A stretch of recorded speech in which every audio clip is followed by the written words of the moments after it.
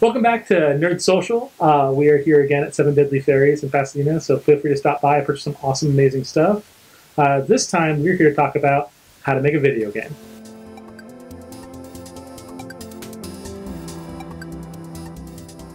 With us today, we have some people from some companies. I'll let them introduce themselves. Hi, I'm Borgen. I work at Refract Studios as a generalist and game developer. Hello, I'm Eddie Peters. I'm also at Refract Studios as a game developer. I'm Lembersky. I'm a 3D generalist at VNTANA. Jason Leon, VP of Engineering for Jam City. And I am Eric Suth, again, your host, and you are stuck with me, unfortunately. So basically, the thing I want to talk about before we go into the actual topics is about game design and the countries that basically gobble up the most amount of resources, the most amount of content. Number one is actually not the United States. I don't know if you guys are aware of this. It's actually China. And they actually, $32 billion industry. Next, of course, is USA with $25 billion, and then Japan falls in third. So those are the major companies that people are designing games for. Would you agree on that? I would agree with that. I also think that up and coming would also be India.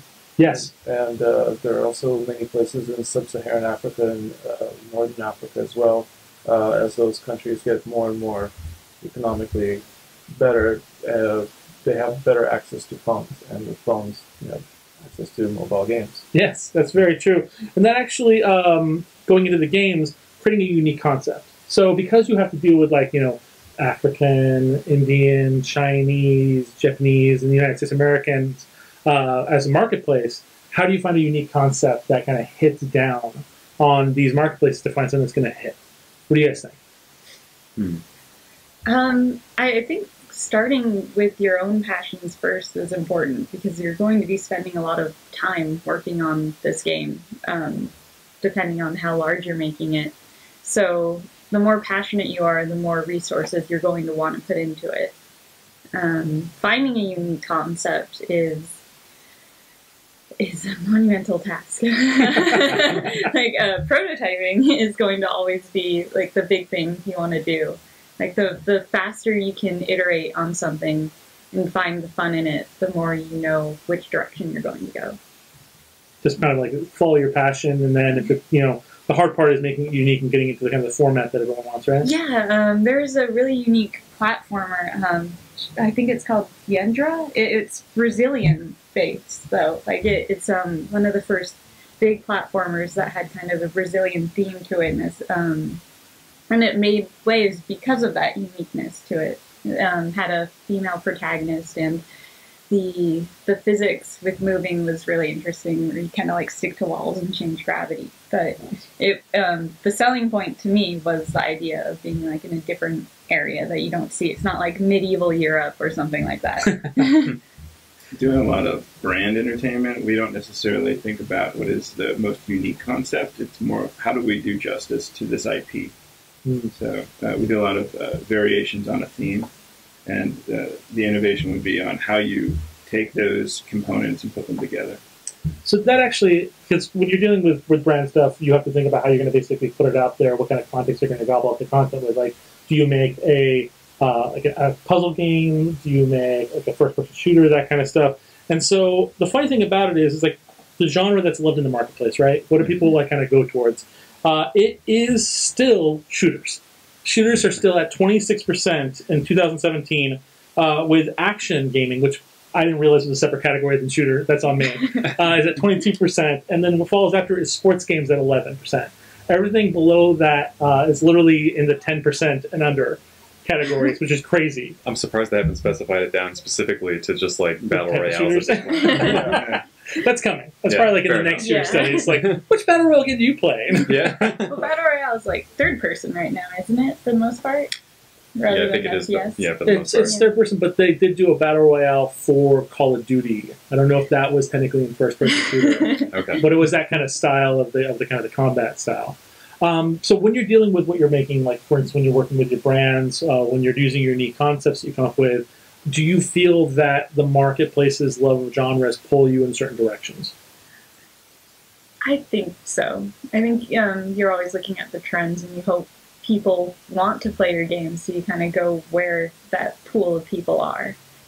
I wouldn't say that that is like the number one thing that pulls us in a direction. It's more like a consideration. Like first and foremost, it's always like, is it something we would want to play? And if it's something we have fun doing, then it's so much easier to design for and kind of assure within our own team that it's going to be fun. And then also, that has a good amount of overlap, all the better.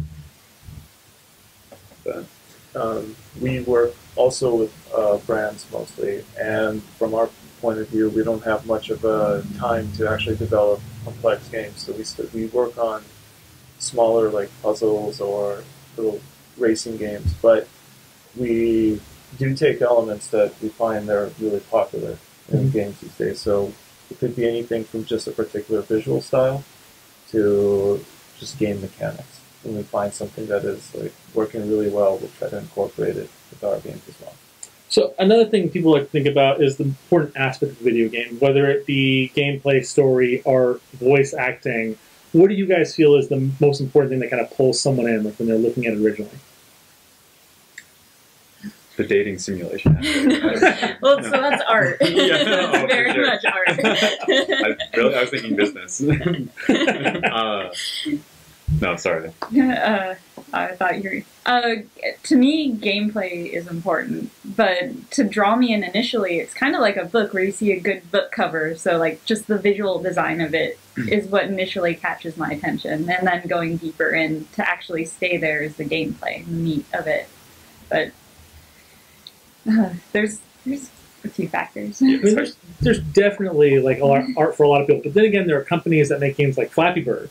Flappy Bird literally like stole most of their art from like Mario, and then the general idea is it's like the addictiveness to it is what pulled and made it so popular.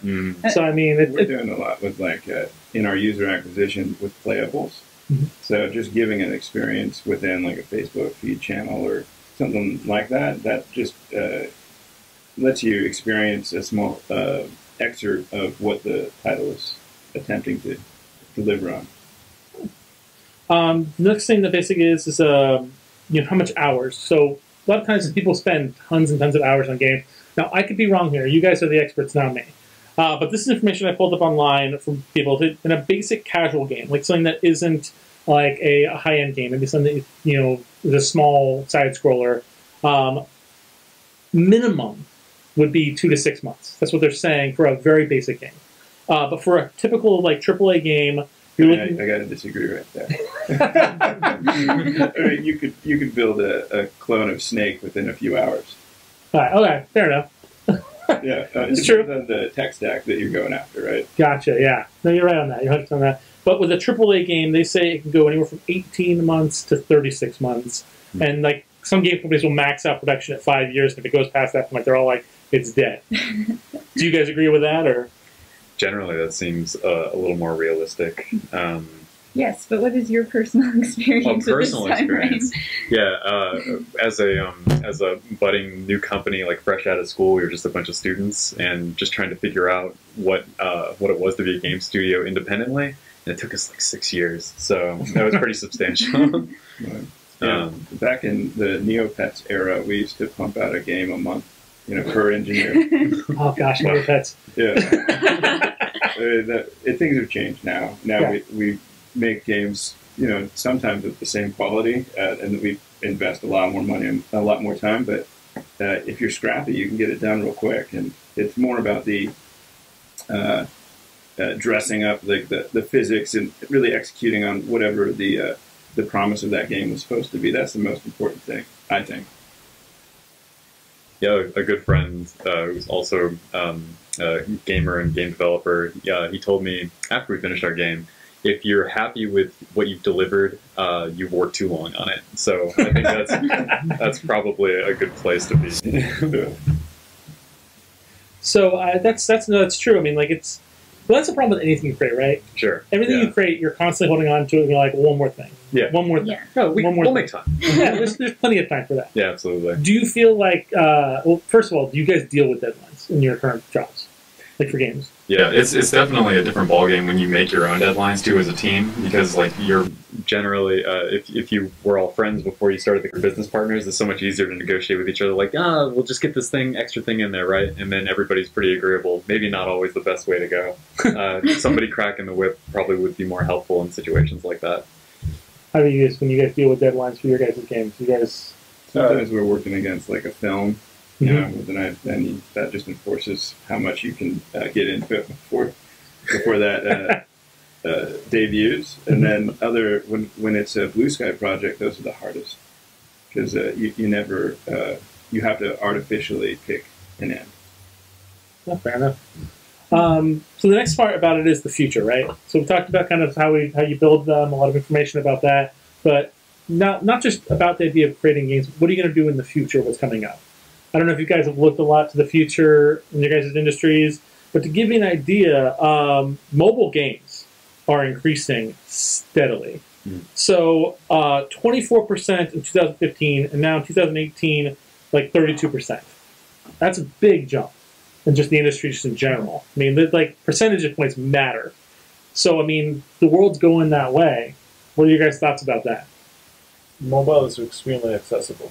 Yeah. That's the number one thing that makes it so easy for anybody to get into any kind of a mobile game, because almost everybody needs a phone. What you don't need is a powerful PC. You don't really need to get a console. But everybody needs a phone, and if you have a phone, you have a ready access to a game. PC as well. If you actually do have a PC, you can get a lot of PC games as well. But consoles, I think, would have the hardest time with that because, again, you're dropping somewhere in the realm of $300 to $400 sometimes in a brand new console, on top of the $60 games. Per game, yeah.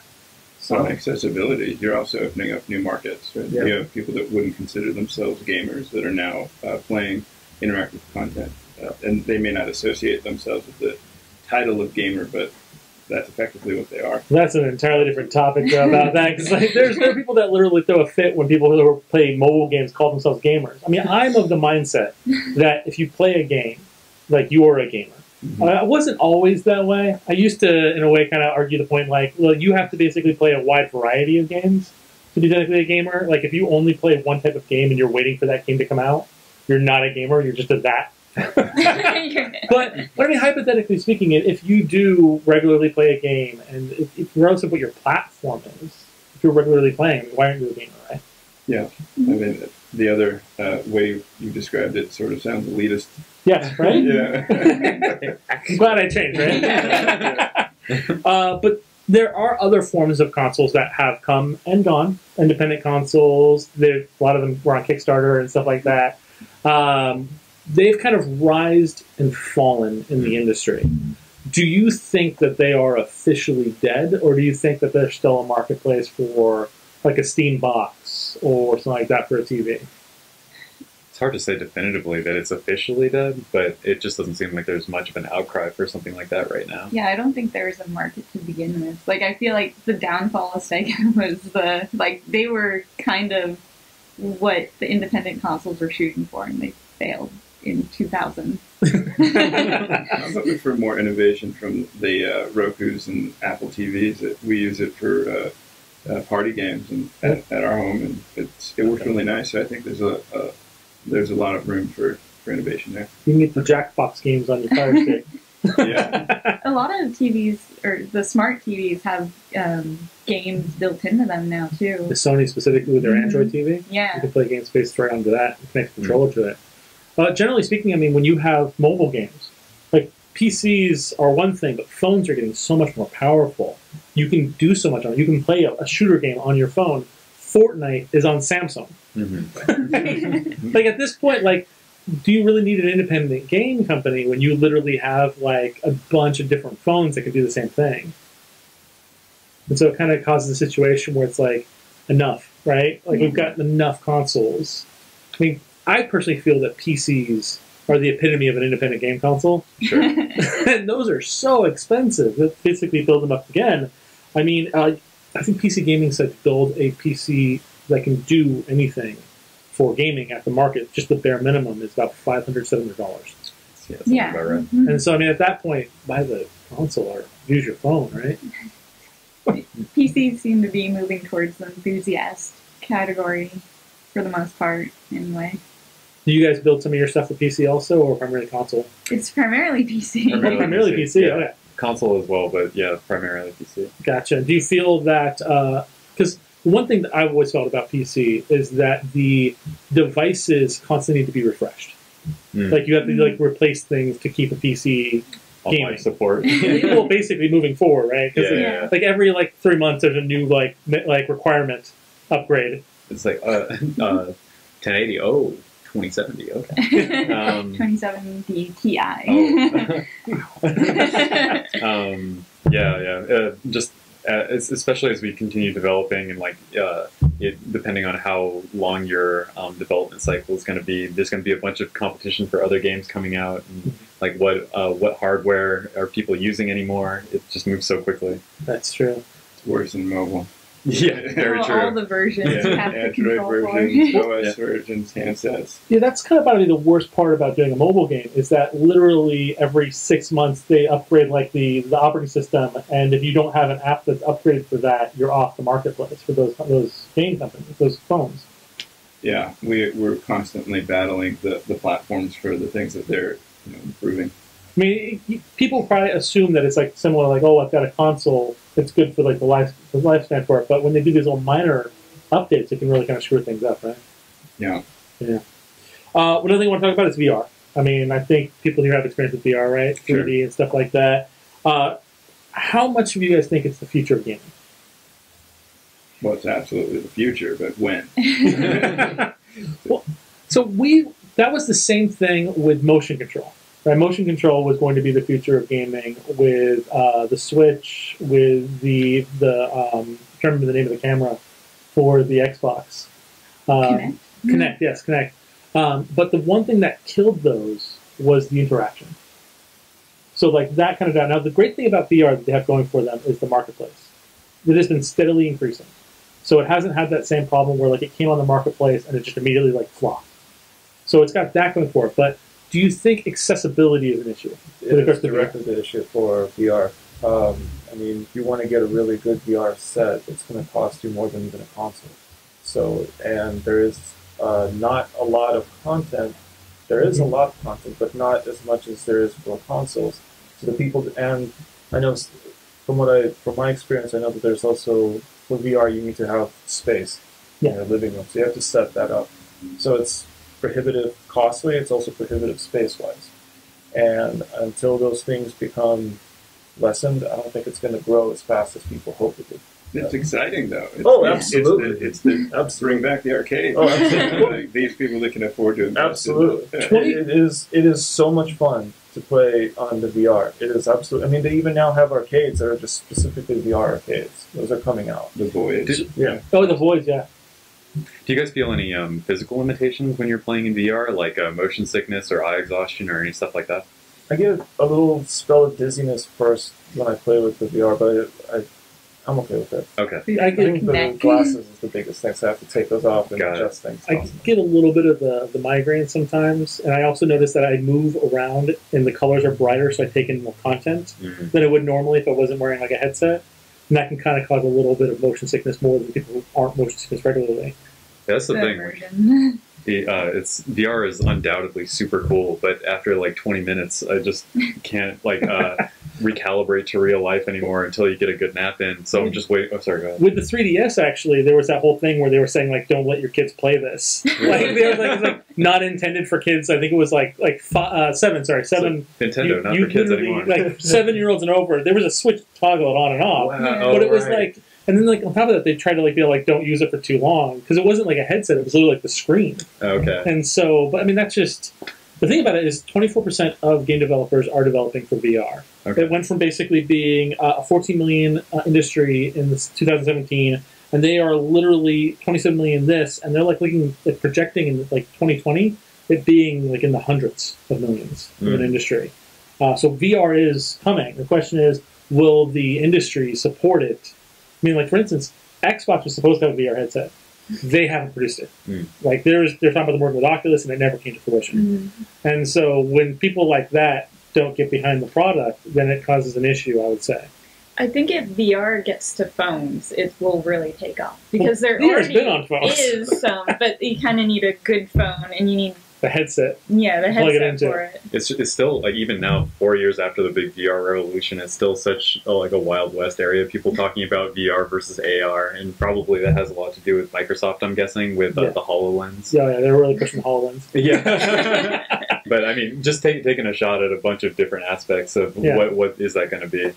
So there's no winner for platform. That's why I think the only viable avenue is the arcade, where you can have a bunch of different experiments there and see what wins out. So actually, it's great to talk about this. There's a venue in downtown Los Angeles that opened up in September called 2-Bit Circus. Yeah, we have a display there. Yeah, they are awesome, and they've got not only but kind of almost VR-esque arcade games, like Midway games. And then they have VR escape rooms, VR shooting rooms. They've just got like a bunch of different formats which you can kind of play with that.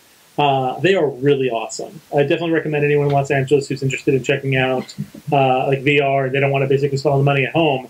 Go and spend like $30, $40 over at 2-Bit Circus and play a couple games. Really get the feel for it. What's interesting is the origin of that team. They started with experimentation at a local thing in LA called Mindshare, where it was like TEDx with a lot of drinking. And they set up a bunch of similar things there that were like social experiments, and it's fun. And plus, I think the founder is in the lineage of Nolan Bushnell, Atari. So Brett Bushnell. Yeah, bow tie aficionado. Well, I think that pretty much covers all stuff that we can talk about right now, but I want you guys to give a chance to give some shout-outs about what you're working on, or if anything you want to talk about, go ahead, feel free. You can't talk about it, can you? It's hush-hush, right? Yeah. Well, we can talk about what we did work on. If you're looking for a racing game that isn't like other racers and you're more into platforming, check out Distance by Refract Studios. It's on Steam. It's on Steam. Jam City titles to definitely take a look at is our Harry Potter title. It's doing pretty well. Next year, look forward to, I think we're going to release Wild Things. It's an initiative in World War Doe. It'll be one of our first stabs at a PvP style game. Come check us out at VNTANA.com, see what the cool holographic displays and interactive holograms that we do. You can actually check out one of the cool holographic display we have in Mall of America if you are in, I think it's in Minnesota. Right. Yeah, so if you're in Minnesota and you're in Mall of Not the one in D.C. No. You're there, come check it out. It's really cool. You get to dance with the holographic elf. So And also, you've been 2-Bit Circus. You have your display there as well. Yeah, check us out at 2-Bit Circus as well. Thank you guys so much for watching. We'll catch you guys next week.